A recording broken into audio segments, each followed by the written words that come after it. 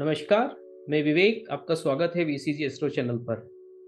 आज का जो विषय है, वो संबंधित है पंचांग के एक महत्वपूर्ण अंग तिथि से। तिथि क्या होती है, तिथि का वर्गीकरण, स्वभाव और उसके स्वामी और अन्य महत्वपूर्ण जानकारियाँ इस वीडियो में हम बात करेंगे। जैसा कि पिछले वीडियो में मैंने बात की थी कि ये एक श्रृंखला शुरू की है पंचांग से रिलेटेड या पंचांग के विभिन्न अंगों के संयोजन से जो योग बनते हैं, चाहे वो शुभ हो या अशुभ हो, उनके बारे में बात करेंगे। तो पहला जो विषय लिया है पंचांग का, जो एक महत्वपूर्ण अंग है तिथि, उससे संबंधित लिया है कि बहुत सारी जानकारियां हैं तिथि से संबंधित। हम लोग जानते हैं कि हर एक चंद्र मास में दो पक्ष होते हैं, शुक्ल पक्ष और कृष्ण पक्ष होते हैं। 14 तिथियां होती हैं और उसके साथ पूर्णिमा और अमावस्या हम बात करते हैं। तिथि होती क्या है, तिथि का मतलब क्या है कि तिथि को हम किस तरह से लें। तो जैसे हमने कहा कि 15 दिन एक पक्ष में होते हैं, 15 दिन दूसरे पक्ष में, या कहें शुक्ल पक्ष और कृष्ण पक्ष, जो ब्राइटर साइड होता है और एक डार्क साइड होता है, उसको हम पक्ष बोलते हैं, शुक्ल पक्ष या कृष्ण पक्ष। तो 15-15 तिथियां होती हैं। तो ये तिथि का मतलब क्या है, तो जैसे हम बात करें कि 360 डिग्री का एक सर्कल होता है, 30 तिथि होती है। तो एक दिन कहें कि लगभग 12 डिग्री चंद्रमा और सूर्य का जो एंगल होता है, उसको हम तिथि बोलते हैं। तो जितने 0 से लेके 12 डिग्री तक हम एक तिथि बोलेंगे, फिर उससे आगे नेक्स्ट 12 डिग्री को हम द्वितीय बोलेंगे। तो प्रतिपदा, द्वितीया, तृतीया, चतुर्थी, पंचमी, षष्ठी, ये आपको सब मालूम है इसके बारे में। तो ये तो हुई तिथि। और पक्ष के बारे में बात कर लिया है हमने कि पक्ष क्या होती है। अब जैसे हम बात करते हैं, जब किसी भी जातक की कुंडली में हम देखते हैं, या हम कभी गोचर देखते हैं, कुंडली भी ना देखे तो गोचर देखते हैं, तो हम बिना किसी चीज को देखे कैसे बता सकते हैं कि ये कृष्ण पक्ष का चंद्र है या शुक्ल पक्ष का चंद्र है। तो जब कुंडली के सब मानिए कि आप प्रथम भाव में सूर्य है और द्वितीय भाव में चंद्रमा है, तो ये कौन सा पक्ष हुआ, कृष्ण पक्ष या शुक्ल पक्ष। तो आप देखेंगे कि चंद्रमा जो है सूर्य से दूर जा रहा है। जब दूर जा रहा है तो इसको हम बोलेंगे शुक्ल पक्ष। तो जब पहले भाव से लेके 7वें भाव तक चंद्रमा अगर है, अगर सूर्य हम प्रथम भाव में रखते हैं, तो ये हमको ये कहेंगे कि ये शुक्ल पक्ष है। वहीं 7वें भाव से जब आगे बढ़ेगा, आधे भाव से और 12वें भाव तक, इसको बोलेंगे हम कृष्ण पक्ष। मैंने एक एग्जाम्पल के तौर पे लिया है। तो इस तरह से आप इजीली आइडेंटिफाई कर सकते हैं कि ये चंद्रमा किस पक्ष का है। तो एक बहुत साधारण सा तरीका बताया। अब हम बात करेंगे वर्गीकरण की। तो जैसे मैंने कहा कि 15 तिथि एक पक्ष में होती है, तो हम सिर्फ 15 ही तिथि मान रहे हैं अभी। इनको 5 वर्ग में डिवाइड किया जाता है। एक वर्गीकरण किया है इनकी कैटेगरीज, मतलब उनके स्वभाव के हिसाब से कह सकता हूं, या जो नेचर होता है, इनका जो बलाबल होता है, या कहें कि किस तरह से स्ट्रेंथ होती है, उसके हिसाब से। तो 15 तिथि हुई, 5 वर्ग बनाने हमको। तो हर वर्ग में 3 तिथियां आएंगी। तो 1, 2, 3, 4, 5। तो पहली जो 5 तिथि है, इसमें क्रमशः, तो पहली तिथि को हम बोलेंगे नंदा, दूसरी को भद्रा, तीसरी को जया, चौथी को रिक्ता और 5वीं को पूर्णा। तो 1 से लेके 5 तक हमने एक एक तिथि दे दी है एक एक वर्ग में। अब आप इसी को रिपीट कर लीजिए कि 6, 7, 8, 9, 10 में वापिस से वही क्रमशः आएगा, नंदा, भद्रा, जया, रिक्ता, पूर्णा। वापिस से 5।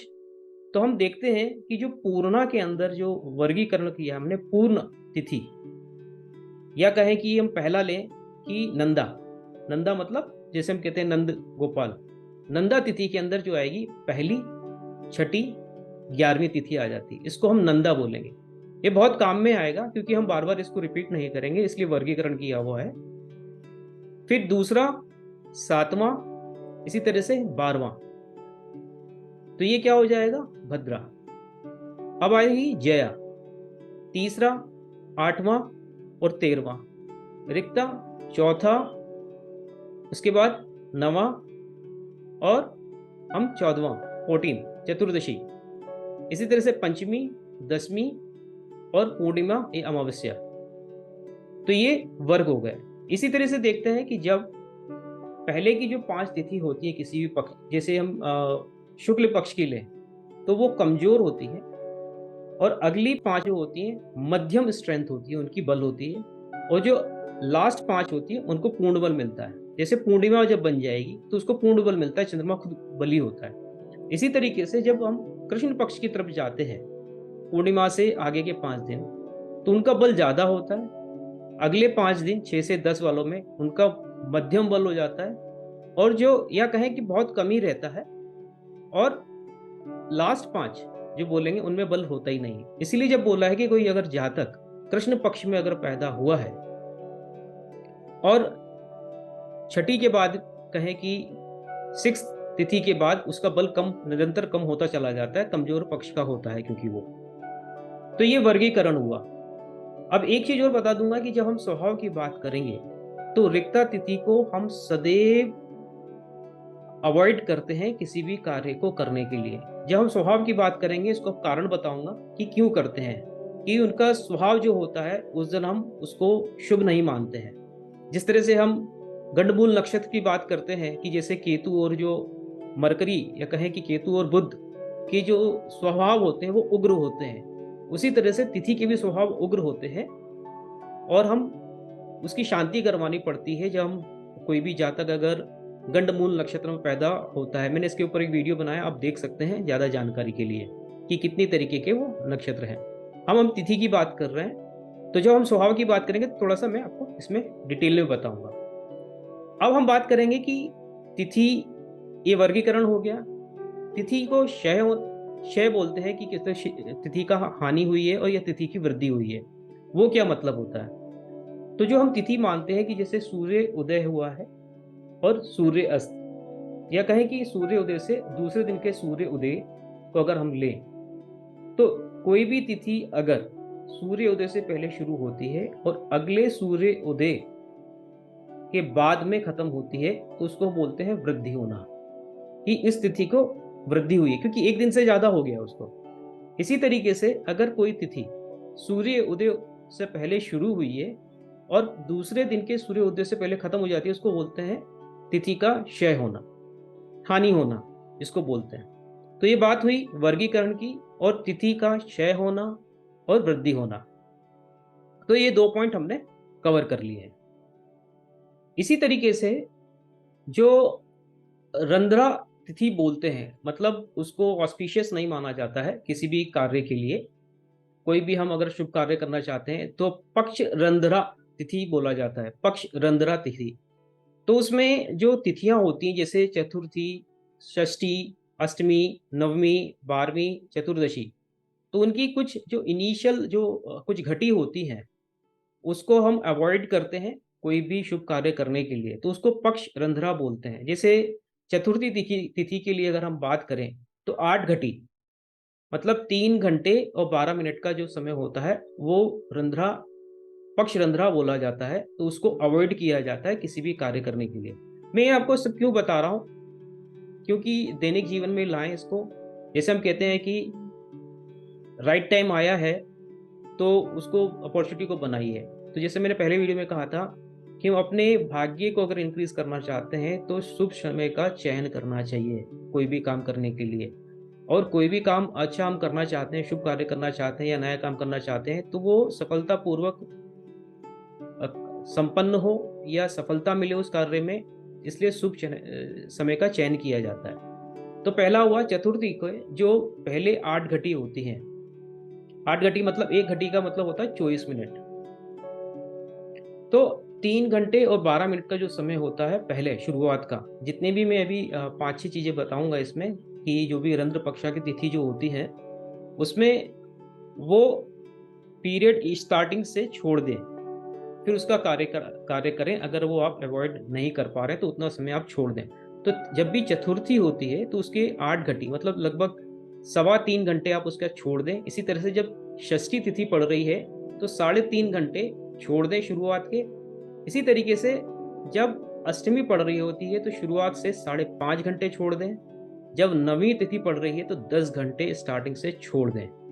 इसी तरह से द्वादशी जब पड़ती है तो 4 घंटे, और जब चतुर्दशी है तो शुरुआत के 2 घंटे छोड़ देने चाहिए, कोई भी अगर हम शुभ कार्य करना चाहते हैं तो ये 3 पॉइंट हमने कवर कर लिए हैं। वर्गीकरण की बात कर ली है कि 5 तरह के वर्ग होते हैं, और जिसमें से रिक्ता को हमको कभी कोई भी कार्य नहीं करना चाहिए। रिक्ता का मतलब हुआ चतुर्थी, नवमी और चतुर्दशी। और इसी तरीके से हमने अभी बात की है रक्ष रंध्रा की भी। अब आगे बढ़ते हैं। अब हम बात करेंगे कि तिथि गंधांत क्या होता है। जैसे आपने एस्ट्रोलॉजी में, ज्योतिष शास्त्र में पढ़ा होगा कि कोई ग्रह है गंधांत पे पड़ा हुआ है, मतलब वो लास्ट डिग्री पे होता है। जब कहें कि नक्षत्र भी शुरू खत्म हो रहा है और राशि भी खत्म हो रही है, या नक्षत्र भी शुरू हो रहा है और राशि भी शुरू हो रही है, उसको गंधांत बोलते हैं। इसी तरह से जब तिथि गंधांत का भी एक कंसेप्ट होता है, जैसे कि कोई भी जैसे हमने अभी नंदा की बात की थी, जैसे मैंने कहा था कि हम बार बार इस चीज को लेंगे, बात करेंगे कि जब भी नंदा तिथि मतलब पहली, पांचवी, पहली, छठी और 11वीं तिथि जब भी होगी, तो उसके जो स्टार्टिंग घटी जो होती है उसको छोड़ देना चाहिए, उसको गंधांत बोला जाता है। उसी तरीके से जो पूर्णा की तिथि होगी, पूर्णा मतलब अब आ गया 5, 10 और 15, तो उसके भी लास्ट के जो एक घटी होती है, कहें कि 24 मिनट, उसको छोड़ देना चाहिए, तो इसको तिथि गंधांत बोलते हैं। मैंने आपको एक उदाहरण दे दिया है कि जैसे हम चार्ट में देखते हैं, किसी भी जातक के चार्ट में देखते हैं, तो कहते हैं कि ग्रह गंधांत पे है, कोई असर नहीं देगा, क्योंकि ये या तो बहुत ज़्यादा एज का हो गया है, या बहुत ज़्यादा स्टार्टिंग में, बाल अवस्था में, या बिल्कुल ही कहें कि ओल्ड एज में आ गया है, तो उस हिसाब का वो कंसेप्ट माना जाता है तिथि गंडांत का। अब हम बात करेंगे कि जैसे कि तिथि के स्वभाव की बात की थी, और मैंने कहा था कि हमको जो रिक्ता तिथि होती है उस दिन हमको कोई भी कार्य, शुभ कार्य स्टार्ट नहीं करना चाहिए, या जो भी अगर हम नया कार्य करना चाहते हैं वो नहीं करना चाहिए, क्योंकि उनका एक स्वभाव है। अभी हम बात करेंगे स्वभाव की, कि जैसे प्रतिपदा, प्रतिपदा यानी मतलब पहली जो होती है, दोनों पक्षों की मैं बात कर रहा हूँ, चाहे वो कृष्ण पक्ष हो या शुक्ल पक्ष हो, तो जो प्रतिपदा, पहली तिथि को हम बोलते हैं प्रतिपदा, उसका जो स्वभाव होता है वो वृद्धि देने वाली होती है। मतलब किसी भी, कोई भी हम काम कर रहे हैं तो उसमें राइज मिलता है, तो ये हमको राइज देने वाली होती है।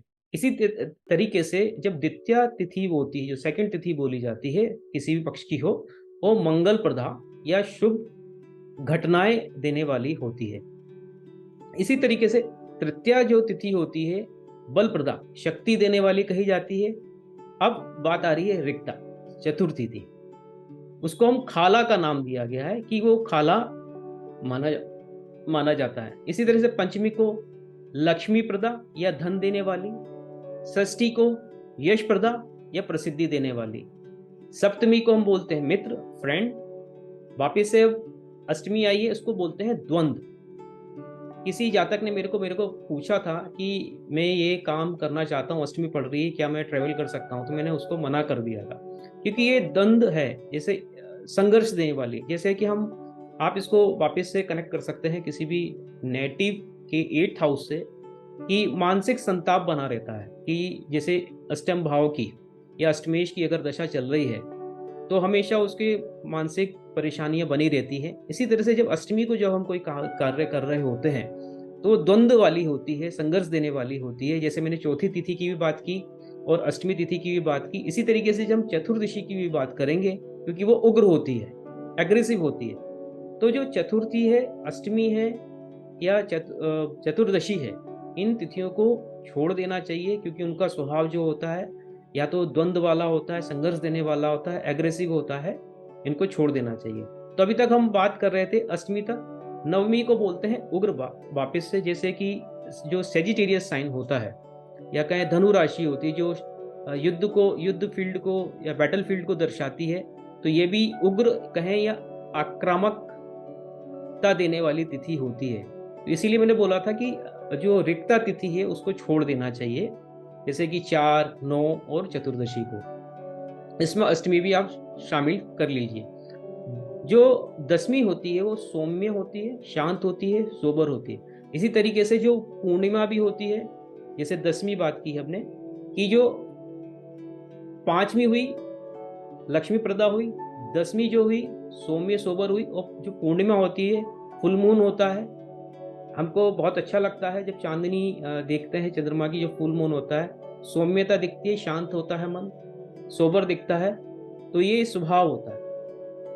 वहीं एकादश आनंद प्रदा, द्वादशी यश प्रदा, त्रयोदशी जया प्रदा या विजय देने वाली, चतुर्दशी की हम बात कर चुके हैं, एग्रेसिव होती है, पूर्णिमा शांत होती है, सौम्य होती है, सोबर होती है। अमावस्या जो तिथि होती है वो पितरों के लिए दी गई है, इसमें हम पितरों से संबंधित कोई भी कार्यक्रम कर सकते हैं। तो ये तिथियों का स्वभाव है, तो उसके अनुसार हमको काम करना चाहिए। अब आगे देखते हैं कि जो हर तिथि का एक स्वामी होता है, तो उसकी बात करेंगे। मैं ये सब क्यों बता रहा हूँ कि अगर कोई हम भगवान की पूजा करना चाहते हैं, उपासना करना चाहते हैं या स्थापना करना चाहते हैं, तो जिस तिथि का जो स्वामी है उसको उस दिन अगर करें तो ज़्यादा बेहतर परिणाम मिलते हैं या हमको फल मिलेंगे। तो आइए समझते हैं कि किस तिथि का कौन सा स्वामी है। तो वापस से हम बात करेंगे प्रतिपदा से। तो प्रतिपदा जो होती है, प्रतिपदा का जो स्वामी है वो अग्नि, फायर बोला जाता है।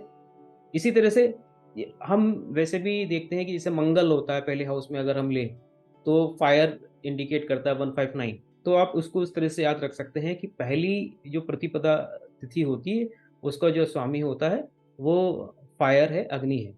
द्वितीय तिथि का जो स्वामी है वो ब्रह्मा, सृष्टि के देवता को माना गया है।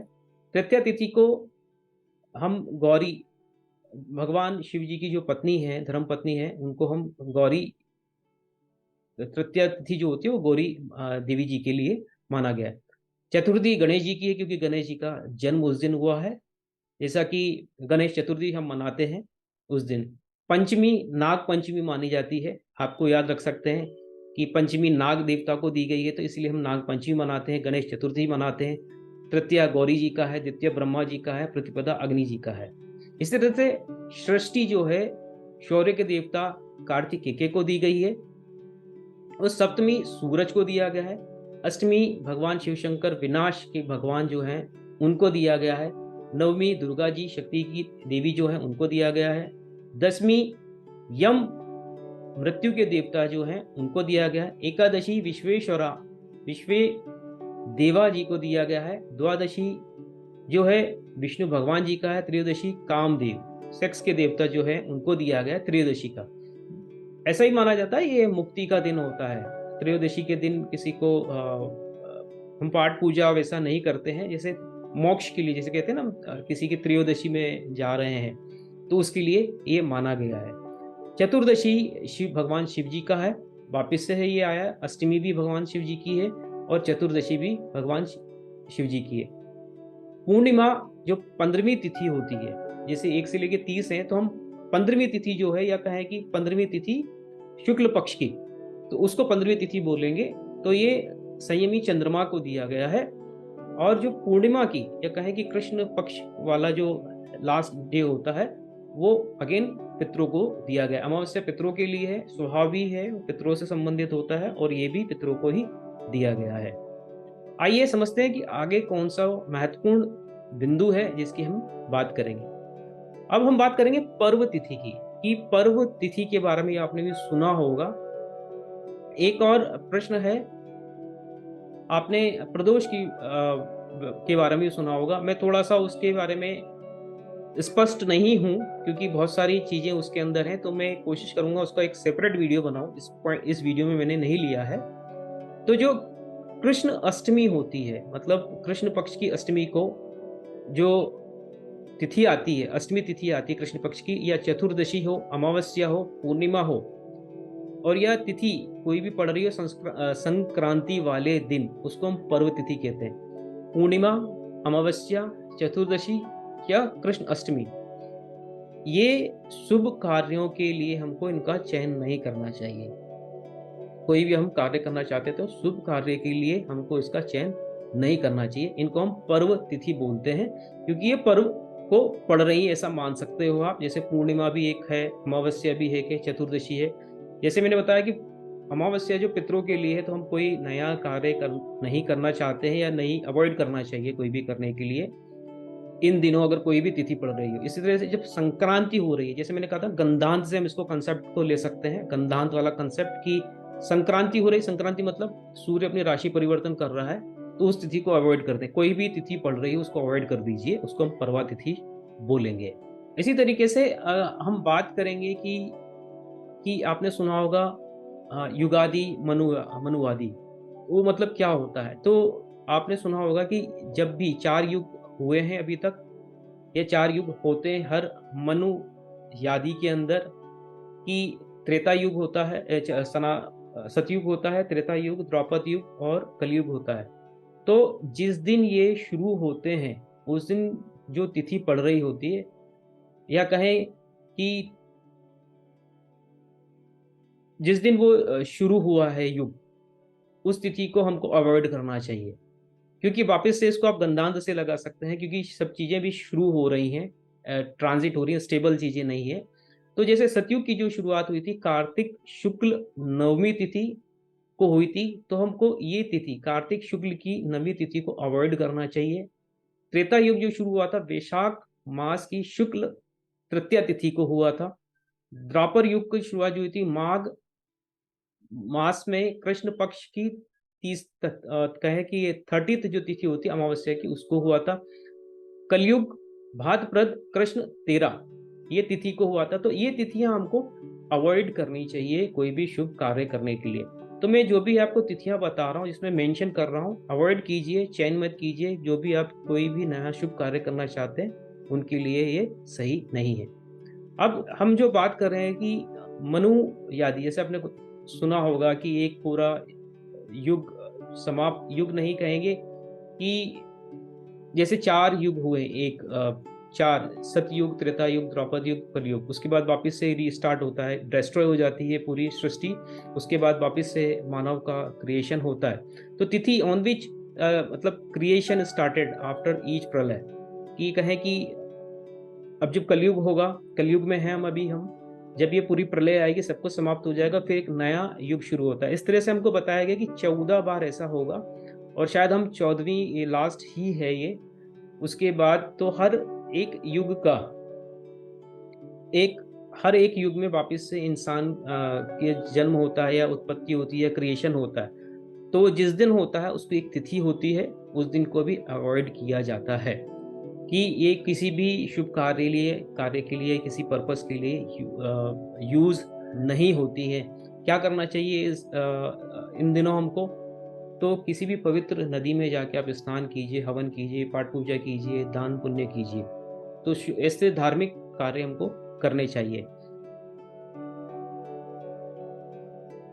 जैसे अभी हम बात कर रहे थे कि 14 बार हमारी ये 14 बार ये साइकिल हुआ है मनुष्य की शुरुआत की जो तिथियां हैं। तो जैसे पहली बार जो हुआ था स्वयं भुवा, चैत्र शुक्ल 13 को हुआ था। स्वरोचिषा जो द्वितीय मनुष्य की शुरुआत हुई थी या क्रिएशन हुआ था, वो चैत्र शुक्ल 15 को हुआ था। ओतामा कार्तिक शुक्ल 15 को हुआ था। तमस कार्तिक शुक्ल 12, रेवत आषाढ़ शुक्ल 12 को हुआ था। चाशुष कहें कि आषाढ़ शुक्ल 15 को। वेवस्वत ज्येष्ठ शुक्ल 15 को हुआ था। सावरणी फागुन शुक्ल 15 को हुआ था। दक्ष अश्विन शुक्ल 9वीं तिथि को हुए थे। ब्रह्मा माघ शुक्ल 7 को हुए थे। धर्म पोष शुक्ल को। रुद्र भाद्र शुक्ल 3। देव श्रावण कृष्ण 30 और इंद्र श्रावण कृष्ण 8। तो ये मनुष्य की जो शुरुआत हुई है 14 बार, मनु युग जो कहा जाता है। तो ये तिथियां हमको अवॉइड करनी चाहिए कोई भी काम करने के लिए।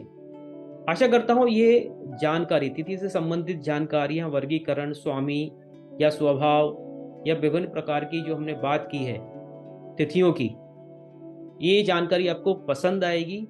अगर आपने मेरा चैनल अभी तक सब्सक्राइब नहीं किया है, please subscribe my channel, like share. अगर आपके कोई भी प्रश्न या सुझाव हैं तो आप कमेंट सेक्शन में लिख सकते हैं। वीडियो देखने के लिए बहुत बहुत धन्यवाद।